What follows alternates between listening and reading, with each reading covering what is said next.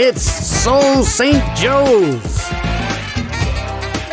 with Brian Helleland and Dr. Melissa Rudolph.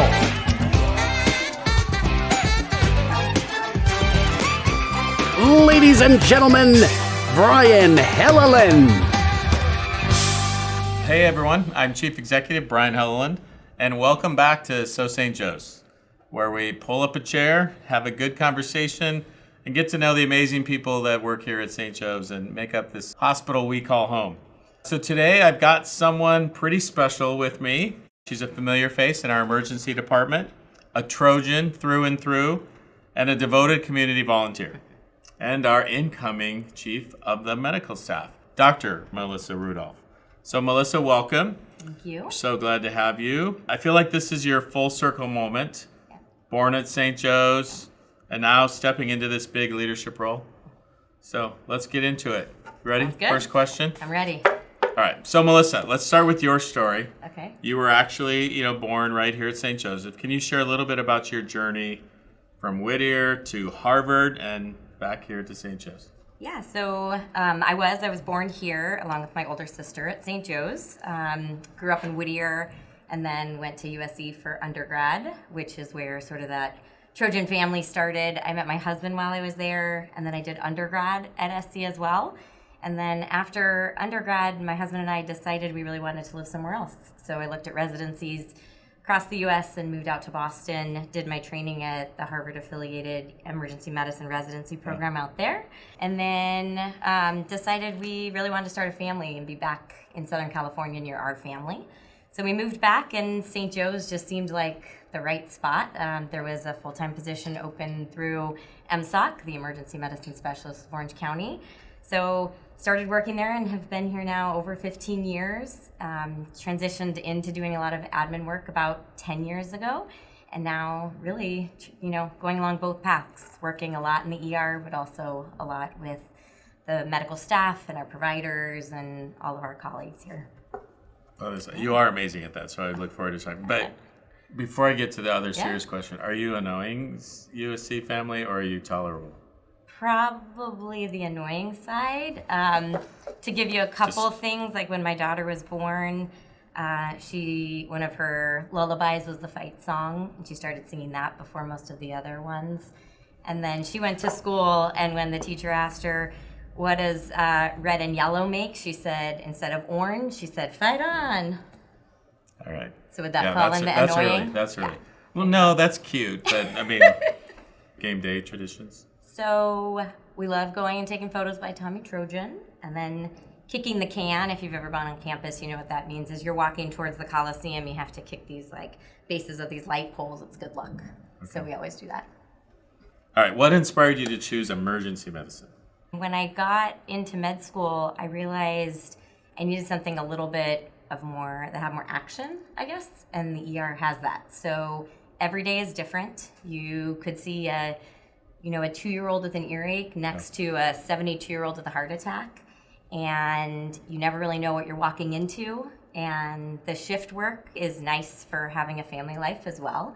So I get to spend time with my family when I'm not at work, not on call, but really get to make an impact in the community and serve the community that we're situated in. Okay, outside of the hospital, what are some of the favorite things or favorite ways to spend time with your family? So my family and I really enjoy doing things, whatever it is, together. So I have a daughter. Her name's Lily. She's 13. And one of our favorite pastimes is skiing together. So we ski a lot during the winter. She is now better than both Ricky and I. That's my husband. And she loves that. But yeah, so that's probably our most favorite family vacation that we take, but we like doing other things too. We travel a lot. We like to hike, do outdoorsy things, just spend time together. They are lovely. I know both of them. They are amazing. I agree. So service is at the heart of who you are at St. Joseph. So can you tell us some of the ways you give back to the community that the hospital may not know about? Yeah. So one thing that's really important is my daughter and I are a part of National Charity League, where she and I do community service hours together. So we deliver Meals on Wheels to our community. We bake cookies for cultural events at the Muckenthaler Museum, which is nearby our house. And so, yeah, it's a great opportunity for us to spend time together, but also to teach her to give back to the community like I learned just a few years ago. That's great. Yeah.